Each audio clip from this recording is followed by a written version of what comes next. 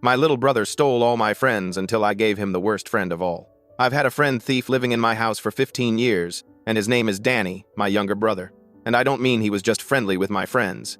I mean, he systematically stole every single person I ever cared about.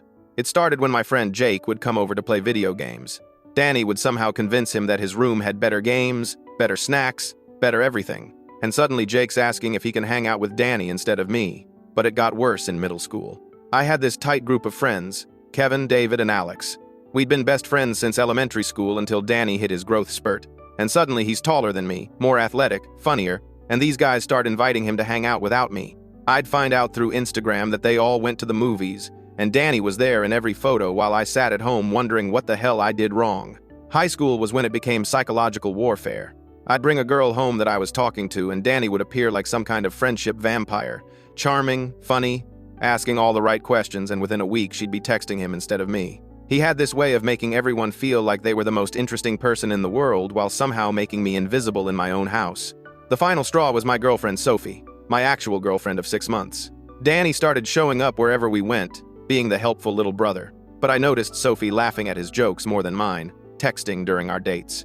And when I confronted her, she said Danny just understands me better and that maybe we should take a break. 2 weeks later, they were dating. That's when I snapped. If Danny wanted to steal my friends, I'd give him one he couldn't return. His name was Brandon Williams, and he was everything Danny wanted to be. Star quarterback from California, moving to our town, wealthy family, huge house, and he thought Danny was the coolest guy he'd ever met. I spent weeks crafting this fake persona, creating social media accounts with stolen photos, building an entire backstory. I made sure Brandon would be interested in all the same things as Danny. Skateboarding, basketball, the same music, everything designed to make Danny obsessed with being his friend. Brandon reached out to Danny through Instagram, said he'd heard about him from mutual friends, wanted to meet up, and Danny took the bait immediately. They started texting constantly, and Danny was so excited that he started ditching everyone else to spend time with Brandon. But here's where it gets good. Brandon Williams didn't exist. The person Danny was texting was me using a fake number and voice changer app. The day of their meetup, Danny spent 3 hours getting ready and drove to the mall food court where Brandon was supposed to meet him. Danny sat there for 2 hours waiting for his cool new friend who was never coming. For 3 months, Danny was completely obsessed with Brandon, talking about his problems, his insecurities, all while I read these messages, realizing how desperate Danny was for genuine connection. He isolated himself from real people because he was so invested in this fake relationship. The revelation came during Christmas dinner. Danny was talking about Brandon nonstop, and finally, I couldn't take it anymore. I pulled out my phone, showed everyone the fake account, the stolen photos, and expected Danny to explode. Instead, he got quiet and asked me to check Brandon's message history from 3 weeks ago. I scrolled back confused until I saw messages I definitely didn't send, talking about meeting up, extremely personal stuff about our family that I never typed. My hands started shaking when I realized someone else had accessed the fake account. Danny looked at me with genuine fear in his eyes and whispered that Brandon had sent him our home address yesterday. The room went silent. Mom dropped her fork. Dad's face turned white. I stared at my phone screen, at messages I didn't write, and felt my stomach drop. "Show me," I said. Danny pulled out his phone with shaking hands. There it was, a message from 3 days ago with our exact address. Not just the street name, the full address including apartment number. And then another message. "See you soon." I checked the login history on the fake Instagram account right there at the dinner table. My fingers were numb. There were logins from an IP address in Sacramento, California. Multiple times over the past 3 weeks. Someone had been accessing the account while I slept. "What the hell did you do?" Danny's voice cracked. "Who is this person?" I couldn't answer because I didn't know. I'd used random photos I found online to create Brandon, just searched for teenage athletes and picked someone who looked cool. I never thought about who those photos actually belonged to. Mom stood up. "We need to call the police." "And tell them what?" I shot back. "That I catfished my own brother and now someone else took over my fake account?" Dad was already on his phone, pulling up reverse image search. He grabbed my phone and uploaded one of Brandon's profile pictures. The results loaded, and I watched his face change. "His name was Brandon Williams," Dad said quietly. "This article is from 2 years ago." He turned the phone around. "Local teen dies in car accident." The photo was the same one I'd used. Brandon Williams, 16, of Sacramento, California. Survived by his parents and older sister Ashley. My mouth went dry. I'd been using photos of a dead kid. For 3 months. "I didn't know," I whispered. Danny grabbed the phone and read the article. "You used a dead person? What is wrong with you?" "I didn't know he was dead," I just grabbed photos online. Mom was crying now. Dad was on the phone with the police. Danny was scrolling through the messages from the fake account, reading things I never wrote. The police came that night. 2 officers sat in our living room while I explained everything. How I created the account. Why I did it. When I noticed someone else had taken over, Officer Ramirez, the older one, looked at me like I was the dumbest person he'd ever met. So you created a fake online persona using stolen photos of a deceased minor, used it to manipulate your brother, and now someone who knew the deceased has potentially made threats? When he put it like that, I sounded like a psychopath. We can file a report, the younger officer said. But honestly, you're probably going to want a lawyer. The family of the deceased could press charges for misuse of their son's image. After they left, Danny wouldn't look at me. He grabbed his keys and left. Just walked out at 11 p.m. without saying where he was going. Mom and Dad sat me down at the kitchen table. I don't even know where to start, Mom said. Her voice was flat, empty. What you did to your brother. Using that poor boy's photos. What were you thinking? He stole everyone from me. The words exploded out. Jake, Kevin, David, Alex, Sophie. Everyone I ever cared about. He just takes them, makes them like him better. I wanted him to know what it felt like. So you created an imaginary friend and tortured him with it for 3 months? Dad's face was red. That's sociopathic behavior. He deserved it. Mom slapped me. She'd never hit me before in my life. The shock of it stung more than the actual slap. A dead boy's family is out there thinking some creep is using their son's photos, she said. Do you understand that? Can you even comprehend how sick that is? I touched my face. Felt tears I didn't know I was crying. Go to your room, Dad said. Don't come out until you're ready to take responsibility for this. I went upstairs, sat on my bed, stared at my phone. The Instagram account was still active. I should delete it. But what if deleting it made things worse? What if whoever took it over had screenshots? Evidence? A new message came through on the Brandon account. My blood went cold. I know who you are now. Both of you. And I'm coming to make sure you understand what you did. I screenshot it with shaking hands and sent it to Officer Ramirez's email. Then I did what I should have done 3 months ago. I started deleting everything. The Instagram account, the fake phone number app, the Google Voice account I'd used. But you can't delete the internet. The photos were out there. The conversations were saved. And someone was angry enough to track us down. Danny came home at 2 a.m. I heard him talking to Mom and Dad downstairs. Heard my name, heard therapy and police report and lawsuit. I didn't sleep that night. Just refreshed my email, waiting for Officer Ramirez to respond. Checked the Ring doorbell camera app every 5 minutes. Jumped at every sound. The next morning, there was a package on our doorstep. Mom found it at 7 a.m. when she was leaving for work. She called Dad and me down. We stood in the driveway, staring at a plain brown box with no return address. Don't open it, Dad said. Call the police. But Mom was already tearing the tape. Inside were photos. Dozens of them. Pictures of our house taken from across the street. Pictures of Danny getting into his car. Pictures of me walking to the mailbox. Someone had been watching us. Under the photos was a note written in neat handwriting. You used my brother's face to hurt someone. Now you get to feel what it's like to be watched, to be used, to have your privacy stolen. It was signed, Ashley Williams. I felt like I was going to throw up. Brandon's sister, the one from the obituary. Mom called 911. Dad made us both go inside and lock the doors. Danny was white as a sheet. This is your fault, he said. All of this is your fault. He was right, and I knew it. The police came back, took the box as evidence. Officer Ramirez gave me a look that said I'd brought this on myself. They said they'd try to track down Ashley Williams, but unless she made an actual threat, there wasn't much they could do. She's stalking us, Mom said. She sent photos and a note. That's not technically illegal unless it contains a threat of violence. She said she's coming for us. Her message said she's coming to make them understand. That's vague. Could mean anything. I wanted to scream. This was insane. I'd made a fake Instagram account and now we were dealing with someone who'd photographed our house. School that day was a nightmare. I couldn't focus. Kept checking my phone. The Brandon Instagram account was still getting messages. Day 1 of watching you squirm. Did you sleep well? I didn't. Haven't slept well in 2 years. You should check your car. I ran to the parking lot during lunch. My car looked fine. No damage, nothing. Then I saw it. A photo tucked under the windshield wiper. Me, walking into school that morning. She was here, at my school. I reported it to the principal. They called the police again. Reviewed security footage. Nothing. Whoever Ashley was, she knew how to avoid cameras. Danny stopped talking to me completely. Would leave a room when I entered.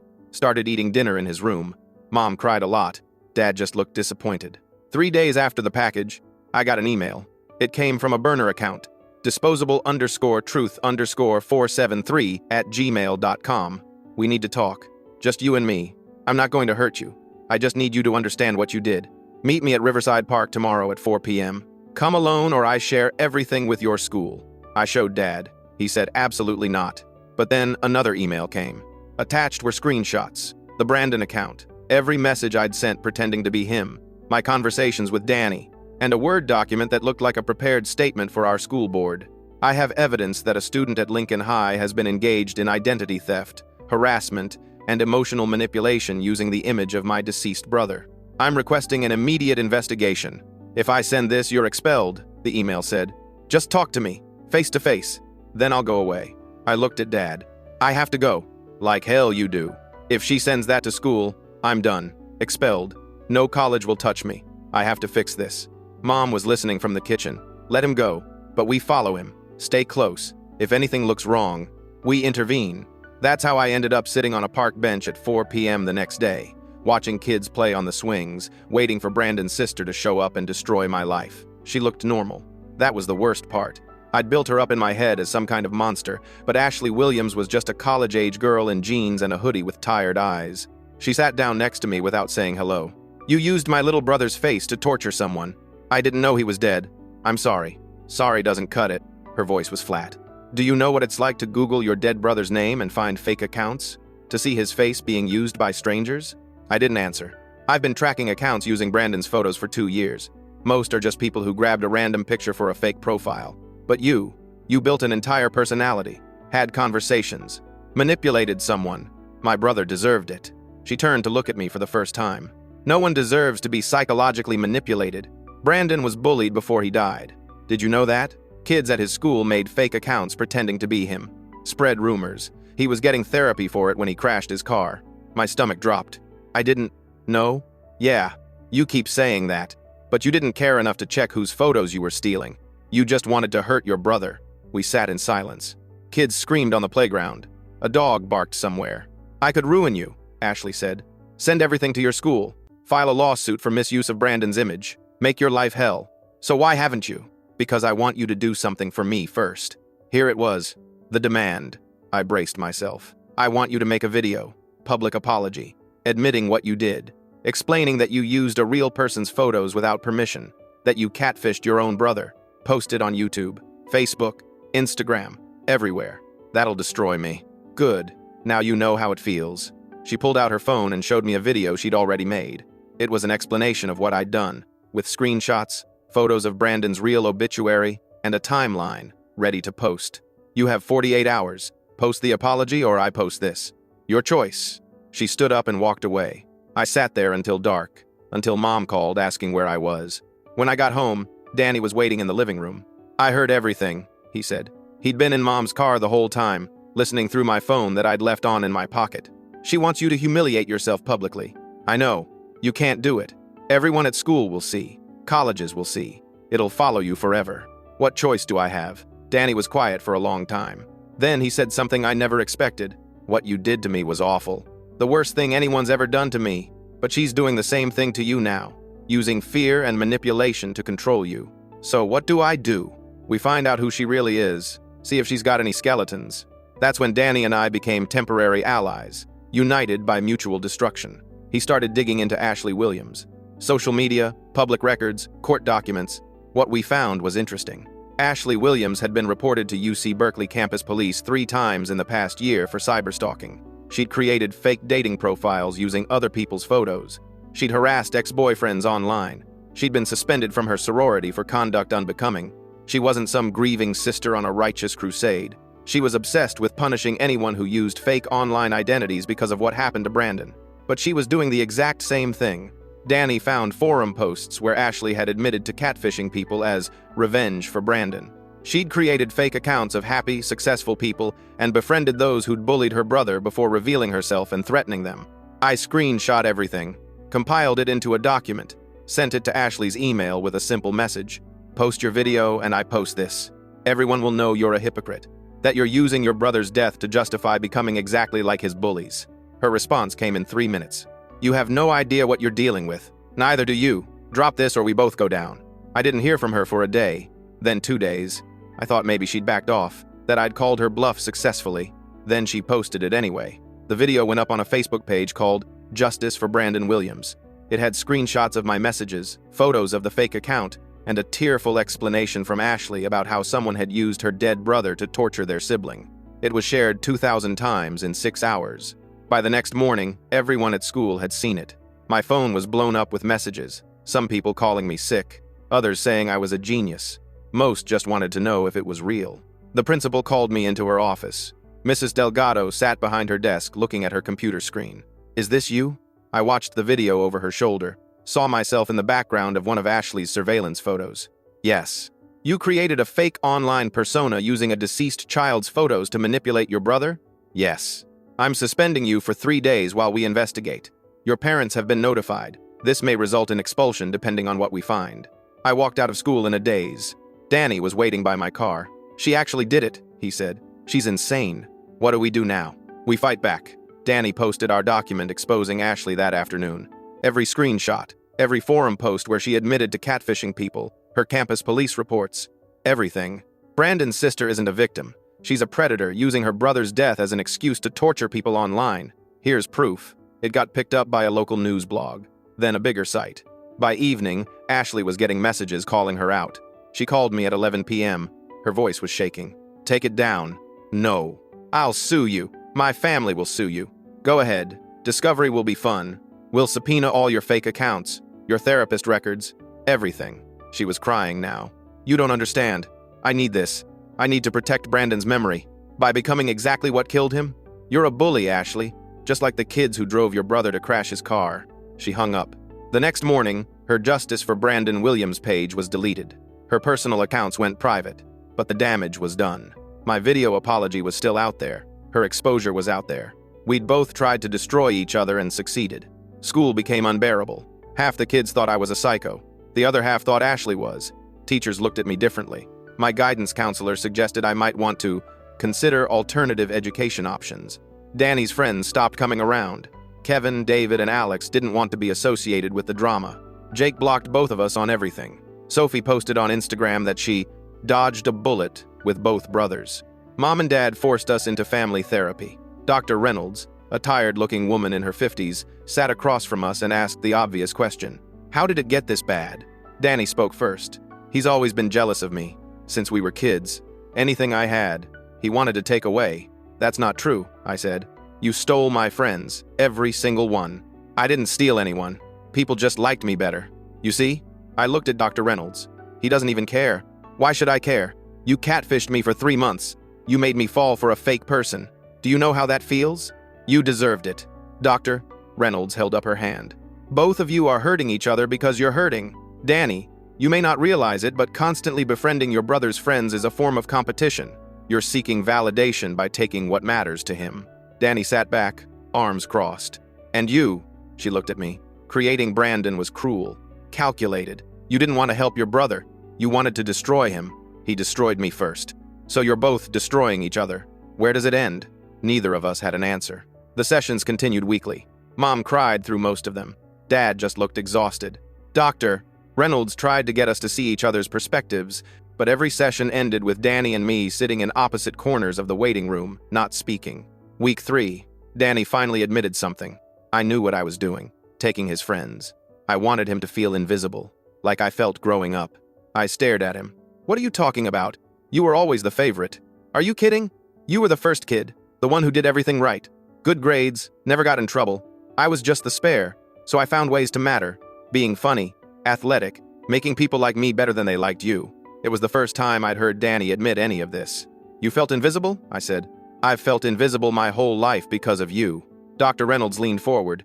"You're both competing for the same thing, to be seen, to matter, but you're doing it by making each other disappear." The breakthrough didn't fix everything. We still barely spoke at home, but something shifted. Danny stopped bringing people over. I stopped checking his Instagram to see who he was hanging out with. Then Ashley came back. She showed up at our house on a Saturday morning. Mom answered the door and called for me. I came downstairs to find Ashley standing in our living room looking wrecked. "My college opened an investigation," she said without preamble. "Because of what you posted. They're reviewing my enrollment." "Good. No, you don't understand. I need my scholarship. My family can't afford tuition without it." If they expel me, I'm done. You should have thought about that before you tried to destroy my life. I was trying to protect my brother's memory. By stalking me? Photographing my house? Threatening me? She sat down on our couch uninvited. I know I went too far, but so did you. Mom was listening from the kitchen. Dad appeared at the top of the stairs. What do you want? I asked. A truce. We both take everything down. I delete my videos. You delete yours. We leave each other alone. Why should I trust you? Because we're both going to lose everything if we don't stop. I looked at Danny. He shrugged. I'll think about it, I said. Ashley left her number and walked out.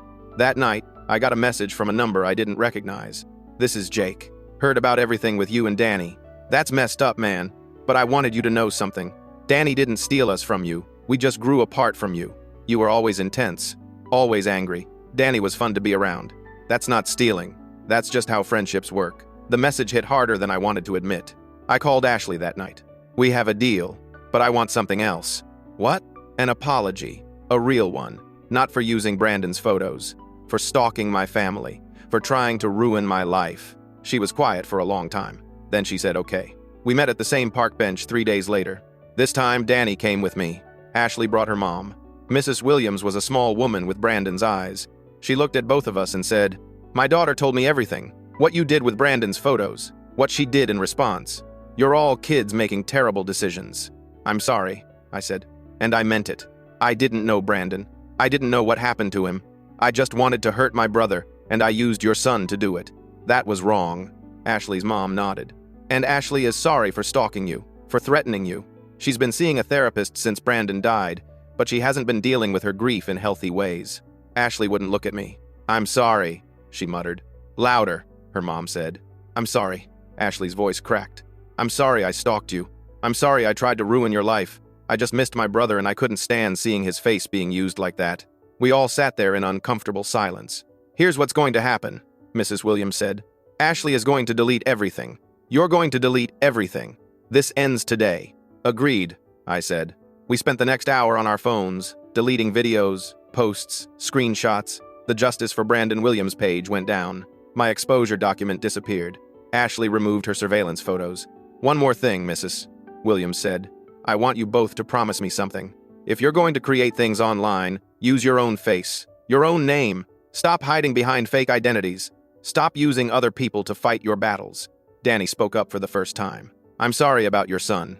Mrs. Williams smiled sadly. "Thank you. He was a good kid who made bad choices when he was hurting. Just like all of you." We went home. The video was still out there somewhere, reposted by people who'd saved it. My reputation at school was still damaged. But it was over, or so I thought. 2 weeks later, I found out Sophie had been recording her conversations with Danny when they were dating. She posted a video of Danny admitting that he'd pursued her specifically because she was my girlfriend, that he wanted to prove he could take her from me. The video spread through school. Suddenly, Danny was the villain. People who'd supported him turned on him. His new friends dropped him. He came home that day and punched a hole in his bedroom wall. I went in to talk to him. First time I'd entered his room in months. "Everyone hates me now," he said. "I know the feeling. I deserve it. Probably." We sat there in silence. "Why did you do it?" I asked. "Why, Sophie?" "Because I wanted you to hurt like I was hurting." "Sounds stupid now." "It is stupid." "Yeah." More silence.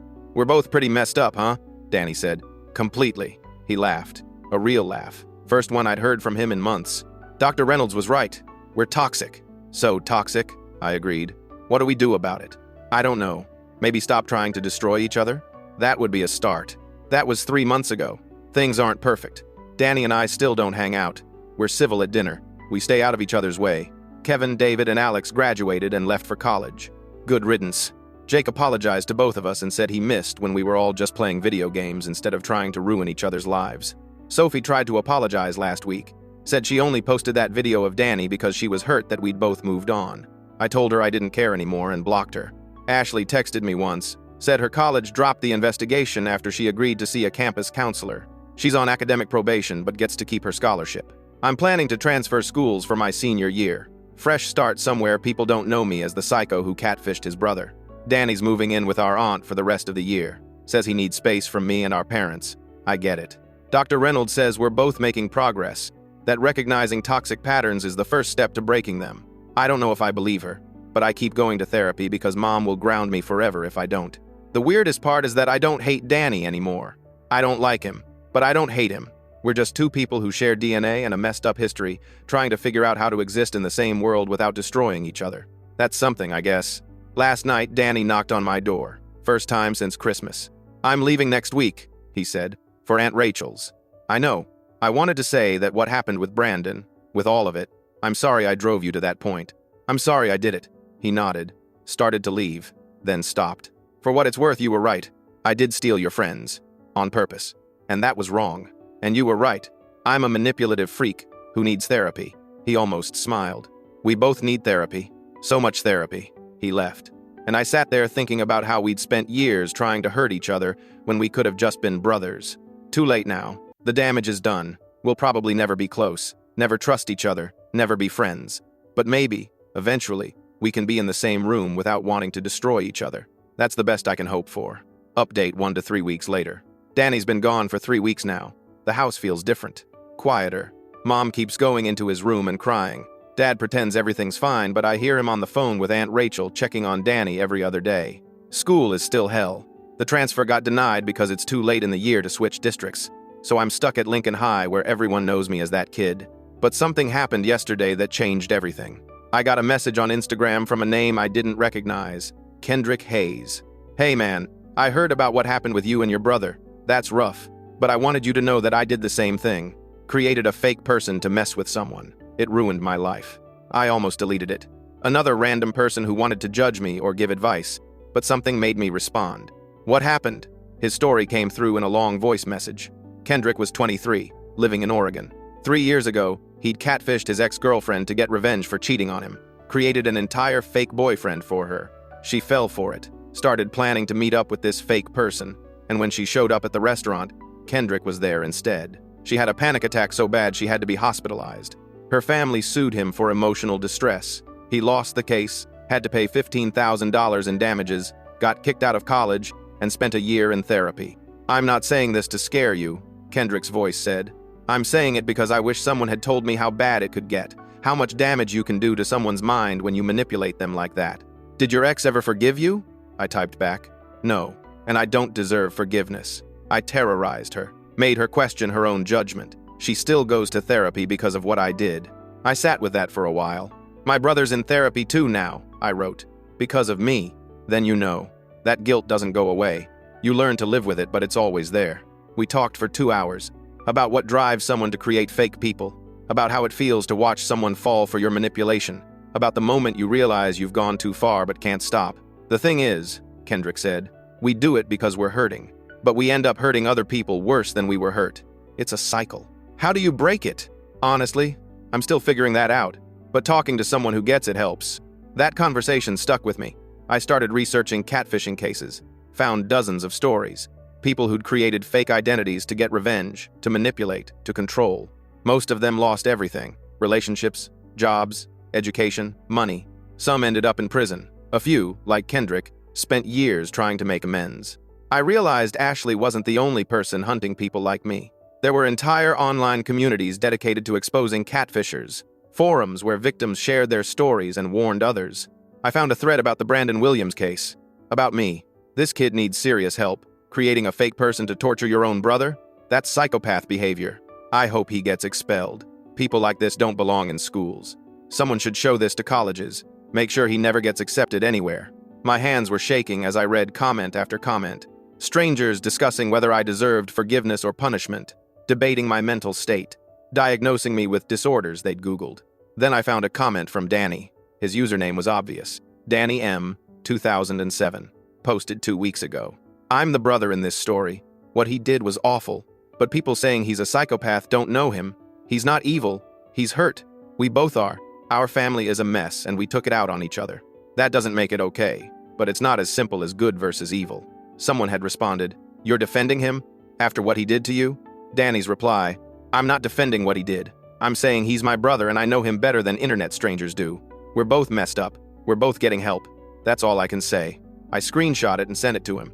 His response came an hour later. "Saw them tearing you apart. Figured I'd say something. Doesn't mean we're cool. I know, but thanks. Whatever." That was it. But it meant something. In the middle of hundreds of people calling me irredeemable, my brother had defended me. The next day at school, something changed. Mrs. Chen, my history teacher, asked me to stay after class. I saw what's been going on, she said. The videos, the posts, all of it. I waited for the lecture. The disappointment, the suggestion that I drop her class. I had a student 10 years ago who did something similar, she continued. Created a fake profile to expose a cheating boyfriend. It went viral, destroyed her senior year. What happened to her? She graduated, went to community college, transferred to a state school, got her degree. She's a therapist now, actually. Specializes in helping teenagers navigate social media. I looked up. She became a therapist? She took the worst thing she'd ever done and used it to understand how people hurt each other online. Turned her mistake into her life's work. Mrs. Chen handed me a business card. Dr. Simone Wallace, licensed therapist, digital wellness specialist. She told me once that if I ever had a student struggling with something like this, to give them her number. She does free consultations for teens. I took the card. That night, I called Dr. Wallace. She answered on the third ring. Hi, I'm a student of Mrs. Chen's. She gave me your number. Ah, so you're in trouble. Is it that obvious? She laughed. Mrs. Chen only gives out my number to kids who've made big mistakes online. What's yours? I told her everything. Brandon, Danny, Ashley, the videos, the fallout. She listened without interrupting. When I finished, she said, Okay, here's what I need to know. Are you sorry you did it, or are you sorry you got caught? Both, I admitted. That's honest. Most people lie about that. They want to seem remorseful to avoid consequences. But real change comes from understanding why you did it. I wanted Danny to hurt like he hurt me. And did it work? Does he hurt? Yeah, but so do I. Everyone hurts now. Welcome to the consequences of manipulation. It's a bomb that destroys everything around it, including you. We talked for an hour. She gave me reading material about emotional regulation, healthy conflict resolution, and the psychology of revenge. Here's the thing about catfishing, Doctor, Wallace said. It's not really about the other person. It's about control. You felt powerless watching Danny take your friends, so you created a scenario where you had all the power. But power obtained through deception is worthless. It just makes you more powerless in the long run. So what do I do now? You make different choices going forward. You can't undo what happened. Brandon's photos are out there forever. Danny's trust is broken. Your reputation is damaged. Those are consequences you have to live with. That's it? Just live with it? No, you live with it. And you do better. You become someone who wouldn't make that choice again. That's how you move forward. I started seeing Dr. Wallace weekly via video chat. She didn't sugarcoat anything, didn't let me make excuses. But she also didn't treat me like I was beyond redemption. Teenagers do stupid, cruel things, she said during our third session. Your brain literally isn't finished developing. The part that handles impulse control and long-term consequences? Not done yet. That doesn't excuse what you did, but it explains it. So I'm just supposed to wait until my brain finishes growing? No. You're supposed to recognize your limitations and build systems to compensate. You know you struggle with jealousy and revenge fantasies, so you avoid situations that trigger those feelings. You find healthy outlets for anger. You practice empathy exercises. She had me start journaling. Every day, I had to write from Danny's perspective. Imagine what it felt like to be him. To discover Brandon was fake. To read those messages I'd written pretending to be his friend. It was harder than I expected. Writing as Danny made me realize how much I'd enjoyed watching him suffer. How I'd savored every confused message, every hopeful response. I'd been cruel on purpose and enjoyed it. That made me feel sick. By week 4 of working with Dr. Wallace, I finally understood what I'd actually done. Not just catfished my brother. I'd psychologically tortured him, exploited his loneliness, made him trust something fake so I could watch him break when he learned the truth. I wrote Danny a letter, a real one, on paper, no expecting a response. Danny, I've been seeing a therapist who specializes in what I did to you. She's helping me understand that it wasn't a prank or revenge.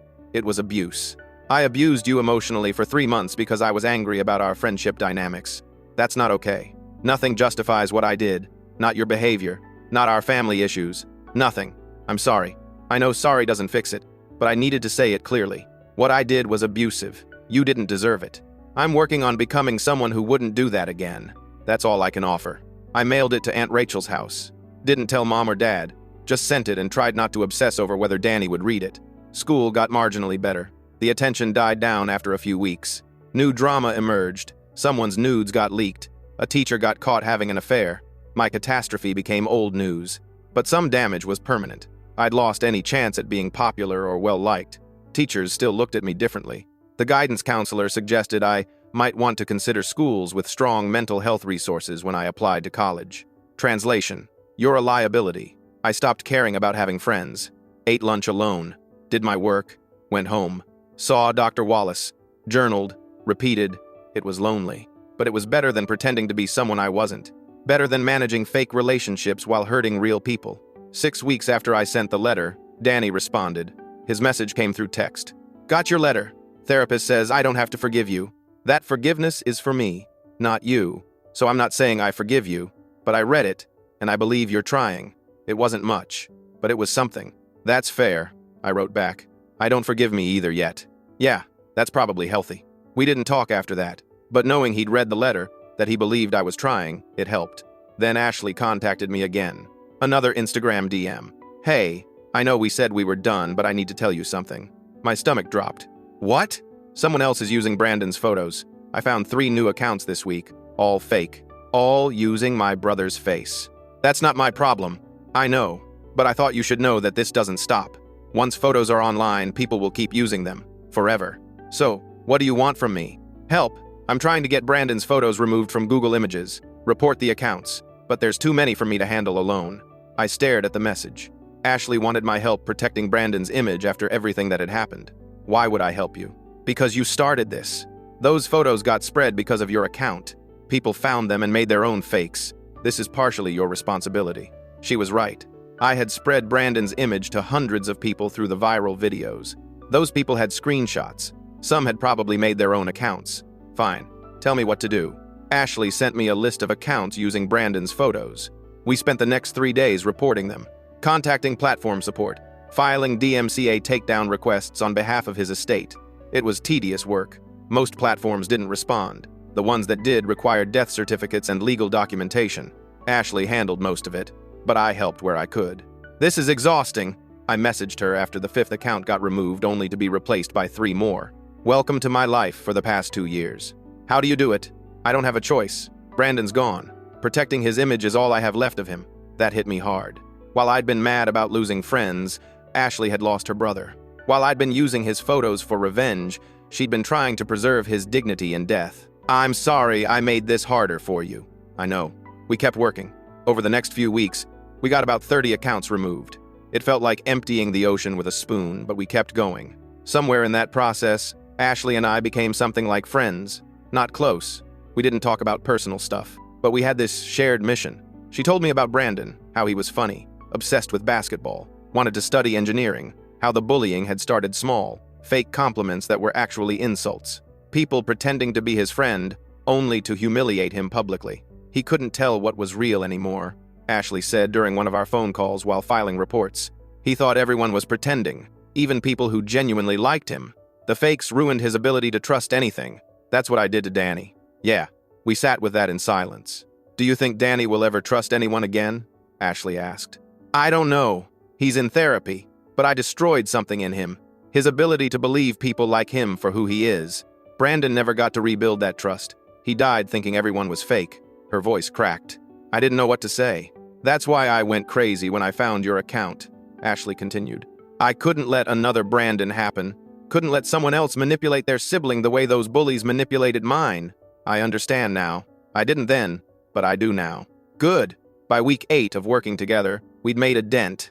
Not huge, but noticeable. The main Brandon Williams fake accounts were down. We'd gotten Google to suppress some of the image results. It wasn't perfect, but it was progress. Thank you for helping, Ashley said during our last call. I know you didn't have to. Yes, I did. This was my mess too. Still, thank you. We agreed to check in monthly. Make sure no new accounts popped up. Keep Brandon's image as protected as we could. It felt like the right way to end things. Not with revenge or lawsuits or destruction. Just with 2 people who'd hurt each other trying to fix something together. Meanwhile, back at school, something unexpected happened. A kid named Felix approached me at lunch, sat down across from me without asking. I heard what you did, he said. I braced for another lecture. That took guts to admit publicly. Most people would have just denied everything. I blinked. I didn't admit it publicly. Someone exposed me. Yeah, but then you didn't hide. You could have deleted everything, changed schools, pretended it never happened. You stayed, dealt with it. I didn't have much choice. Everyone has a choice. You chose to face it. Felix pulled out his lunch. I did something similar freshman year. Not catfishing, but I spread a rumor about someone that destroyed their reputation. Took me 2 years to admit it and apologize. Did they forgive you? No, they moved schools. But I learned that you can't undo damage. You can only do better next time. Felix became my first actual friend in months. We didn't talk about deep stuff, just ate lunch together, worked on homework, normal friend things. It felt strange after all the intensity with Danny and Ashley. Just being normal friends with no manipulation or revenge or ulterior motives. Other people slowly started treating me like a human again. Not everyone. Some people still whispered when I walked by. But enough people moved on that I could exist at school without constant judgment. Dr. Wallace said that was progress. You're rebuilding trust, slowly. It'll take time, but it's possible. Spring semester started. Danny was still at Aunt Rachel's. We texted occasionally. Surface-level stuff. How's school? Fine. How's the weather there? Cold? Then one night he called me. Actually called. Hey.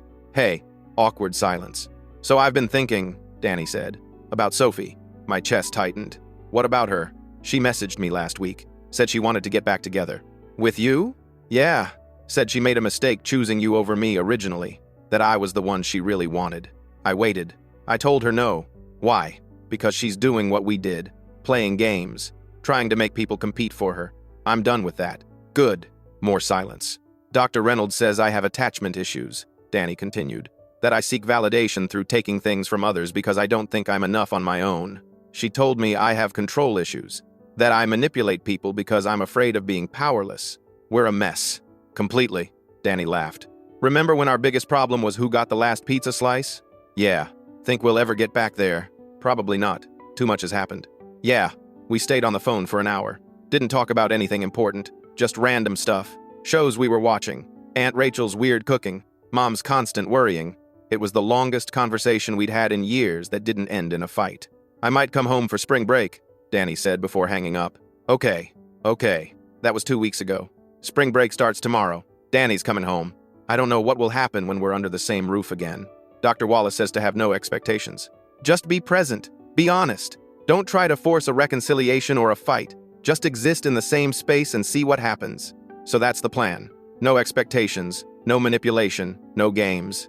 Just two brothers who destroyed each other trying to figure out if there's anything left to salvage. I'll update after spring break. Either it'll go terribly or it'll be fine. Either way, it's progress from where we were. Update 2. Post-spring break. Danny came home 3 days ago. Mom cried when she saw him. Dad did that awkward dad hug where they pat each other's backs too hard. I stayed upstairs until everyone calmed down. When I finally came down, Danny was sitting at the kitchen table eating leftover casserole. Hey, I said. Hey, we didn't hug. Didn't do anything dramatic. Just acknowledged each other and moved on. The first day was weird. We circled each other like strangers. Polite, distant. Mom kept trying to force family activities. Movie night, board games, dinner conversation. We humored her, but it felt forced. Day 2, Danny knocked on my door. Want to play Mario Kart? I hadn't touched our old Nintendo Switch in months. Sure. We played for 2 hours without talking much. Just racing, throwing shells, being dumb. It felt normal. Almost like before everything imploded. I'm still mad at you, Danny said during Rainbow Road. I know. But I miss this. Just hanging out without all the drama. Me too. We kept playing. Day 3, things got real. Sophie showed up. She knocked on the door asking for Danny. Mom told her he wasn't available. Sophie pushed past her and walked straight into the house. We need to talk, she said. Looking between me and Danny?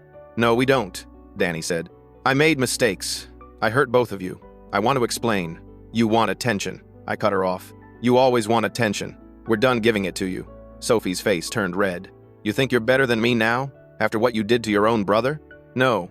I think I'm done with people who use manipulation to feel important. That includes you. Danny, tell him he's being ridiculous.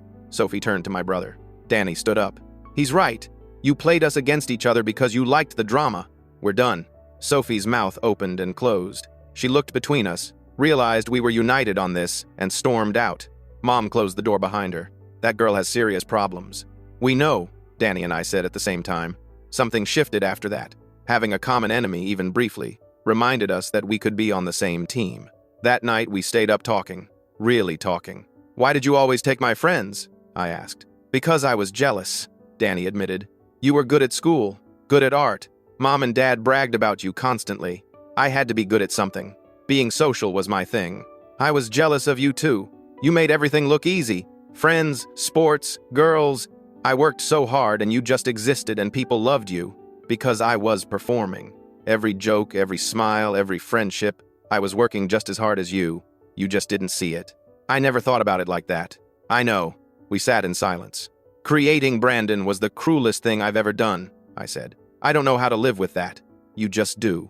Every day. Until it hurts less. Does it hurt less for you? Some days. Other days I still want to punch you. Fair. Danny pulled out his phone. Dr. Reynolds says healthy siblings fight, but they also forgive. She says we're both capable of that if we try. Do you want to forgive me? Eventually. Not today, but someday. I'll take eventually. The rest of spring break was surprisingly normal. We played video games, watched movies, ate too much junk food. Mom and Dad hovered less after seeing us interact without trying to kill each other. On the last day before Danny went back to Aunt Rachel's, we went to the park where I'd met Ashley. Sat on the same bench. This is where it all started to end, I said. Or where it started to get better. Depends on how you look at it. Optimist. Realist. We watched kids play on the swings. A dog chased a frisbee. Normal life happening around us. Are you coming back home after school ends? I asked. Maybe. Depends if you're planning any more elaborate revenge schemes. I'm retired from that business. Good. Because I am too. He meant it. I could tell. We were both tired of hurting each other. Danny left that afternoon. Hugged Mom. Shook Dad's hand. Nodded at me. See you around, he said. Yeah. See you. He drove away, and I felt something I hadn't felt in months. Hope. Not that everything would be perfect. Not that we'd be best friends. Just that maybe we could be brothers again someday. Dr. Wallace said that was healthy. Progress isn't linear. Some days will be good. Some will be terrible. The goal is to keep moving forward. I'm trying to do that. Moving forward. School is almost over. 3 more months until graduation. I applied to colleges far away. Need distance from this town and everyone who knows what I did. Got accepted to a few schools. Nothing prestigious. But fresh starts where I can be someone new. Dr. Wallace says running away doesn't solve problems. That I'll take my issues with me wherever I go. But she also says sometimes physical distance helps emotional healing. Just promise me you'll keep seeing a therapist at college, she said. I promise. And promise me you'll never create another fake person online. I promise that too. She smiled. Then you're going to be okay. I'm not sure I believe her, but I want to. Ashley and I still check in monthly. The Brandon accounts are mostly under control. A few pop up here and there, but we report them fast. I'm graduating this year, she told me during our last call. Moving to Seattle for a job. Doing what? Digital privacy advocacy. Helping families protect their loved ones' images online. Brandon would be proud. I hope so. We said goodbye. Not forever. Just until next month's check-in. Felix and I are planning to room together at college. He got into the same school. It'll be nice to have someone who knows my history but doesn't define me by it. We're both starting over, Felix said. New place, new people, new chance to not be terrible. Sounds good. Mom keeps crying about me leaving. Dad pretends he's fine, but I catch him looking at me with this sad expression. We're proud of you, he said last night, for taking responsibility, for getting help, for trying to be better. Thanks, Dad. We should have helped more. Should have seen how bad things were between you and Danny. You did your best. Our best wasn't good enough. Nobody's best is ever good enough. We just try and hope it works out. He hugged me. Actual hug, not the awkward dad pat. Love you, kid. Love you too. Danny called 2 nights ago. Random. Just to talk. Weird question, he said. Do you think we would have been friends if we weren't brothers? I thought about it. Honestly, probably not. We're too different. Yeah, but maybe that's okay. Maybe brothers don't have to be friends. Maybe we just have to not destroy each other. That's a low bar, but a realistic one. We talked about college, his plans, my plans. How weird it'll be when we're both gone and Mom and Dad are empty nesters. They'll probably get a dog, Danny said. Definitely a dog. Maybe we can visit at the same time. For the dog. Yeah, for the dog. It was a small thing. Planning to be home at the same time. But it meant something. We ended the call with plans to try. Not promises, not guarantees. Just an agreement to keep trying. That's all I can ask for. So that's where things are now. 3 months until graduation. 4 months until college. A brother I'm slowly rebuilding trust with. A therapist who keeps me accountable. A friend who doesn't judge my past. It's not perfect. I still have nightmares about Brandon. Still feel guilty when I see Danny's name on my phone. Still wonder if I'm capable of being someone good. But I'm trying. Every day. To be better than I was yesterday. Dr. Wallace says that's all anyone can do. You made terrible choices. Hurt people. Caused damage. Those are facts. But they don't have to define your future. You get to choose who you become next. I'm choosing to become someone who wouldn't create Brandon, someone who deals with jealousy and anger in healthy ways, someone who values real relationships over manipulation. It's hard work. Some days I fail. I get angry. Think about revenge. Want to lash out. But I catch myself now. Stop. Breathe. Remember what that path leads to. Destruction. For everyone involved. So I choose differently. Talk to Dr. Wallace. Journal. Call Felix. Do anything except hurt people. It's working. Slowly. I'm becoming someone I don't hate when I look in the mirror. That's progress. That's enough for now. I'll update again after graduation. After college starts. After I see who I become in this next chapter. For now, I'm just a kid who made terrible choices, faced the consequences, and decided to do better. That's my story. Not proud of it. But not running from it either. Just living with it, learning from it, moving forward, one day at a time. Update 3. Final update. It's been 8 months since my last update. I'm writing this from my dorm room at college, and I need to tell you how everything ended. Because it did end. Just not the way I expected. Graduation happened. Danny came home for it. We took family photos where we stood next to each other without looking miserable. Progress. Sophie tried to talk to me after the ceremony. I walked away. She screamed something about closure. I kept walking. Felix high-fived me. Summer was good. I worked at a local restaurant, saved money for college, saw Dr. Wallace weekly, kept things simple. Danny and I texted more. Nothing deep, just memes, funny videos, normal sibling stuff. Then August came. Move-in day. Mom cried the entire drive to campus. Dad gave me the talk about being responsible. I nodded and pretended I hadn't heard it 5 times already. Felix's parents were already there, setting up our room when we arrived. His mom brought homemade cookies. His dad installed a better lock on our door. They were nice people. Fresh start, Felix said after everyone left. Fresh start, I agreed. The first few weeks were good. Classes were challenging but manageable. Made some friends in my dorm, joined a few clubs, felt like a normal college student. Then I got a message from Jake. Remember Jake? My childhood friend who Danny stole back in middle school? Yeah, he was here. Same college. Same campus. Dude, I saw you at orientation. Small world. We got coffee, caught up. He'd seen everything that happened with Brandon, everyone had. That was intense, he said. You doing better now? Trying to be? Good. Because I need to tell you something. About Danny. My stomach dropped. What about him? Jake pulled up Instagram. Showed me Sophie's latest post. She was with Danny, at a restaurant, holding hands. They're back together. I stared at the photo. Danny and Sophie, smiling, looking happy. When did this happen? Last week, I think. Sophie posted about giving love a second chance. I felt that familiar anger rising. The same feeling that led to Brandon. The same need for revenge. Then I stopped. Breathed. Remembered Dr. Wallace's voice. You can't control other people's choices. Only your reactions. You okay? Jake asked. Yeah. Actually, yeah. If Danny wants to date Sophie again, that's his choice. She'll probably hurt him again. But that's not my problem anymore. Jake looked surprised. You're really not mad? I'm annoyed. But I'm not going to do anything about it. That's growth. I texted Danny that night. Saw you're back with Sophie. Hope it works out. His response came fast. It's complicated. Isn't it always? Fair. We left it at that. I didn't push. Didn't lecture. Didn't plan revenge. Just accepted it and moved on. Dr. Wallace was proud when I told her. That's real progress. Choosing not to engage with drama. But the story doesn't end there. 2 weeks later, Danny called me at 2 a.m. He was crying. She did it again. Did what? Cheated. With some guy from her gym. I found messages. Same stuff she did to you. I'm sorry. I should have listened to you. Should have stayed away. Probably. But you had to figure it out yourself. He cried harder. I'm so stupid. You're not stupid. You're human. We all want to believe people can change. Do they? Change. I thought about myself. About the work I'd been doing. The therapy. The choices. Some people do, some don't. Sophie's a don't. Danny laughed through the tears. Yeah. We talked for an hour. I didn't say I told you so. Didn't rub it in.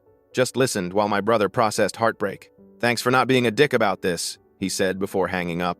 We're past that now. Are we? I think so. Yeah. That phone call changed something. Danny and I started talking regularly.